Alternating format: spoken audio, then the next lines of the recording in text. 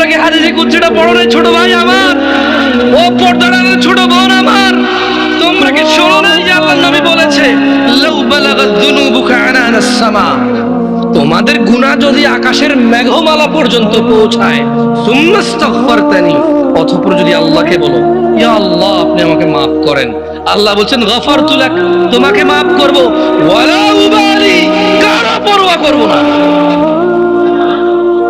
গুনাহ কোথায় পৌঁছাবে? আকাশের মেঘমালা কোথায়? তারপরে ক্ষমা চাইলে কে ক্ষমা করবে? কারো পরোয়া করবে? দরকার আছে উনি ক্ষমতা রাখে কিনা, খালাস হাদিসে কুদসি। তোমরা কি সূরা ফুরকান পড়ো না ভাই আমার? ওখানে কি আল্লাহ বলে নাই ইল্লা মান তাব, অতঃপর যে তওবা করে ফিরে আসবে, ওয়া আমানা, ঈমান আনবে, ওয়া আমিলা আমালান সালিহা, ঈমান আনার পর কিছু ভালো কাজকর্ম করবে, ফাউলাইকা ইউবাদদিলুল্লাহু সাইয়্যাতিহিম হাসানাত, আল্লাহ সমস্ত গুনাহকে নেকিতে পরিবর্তন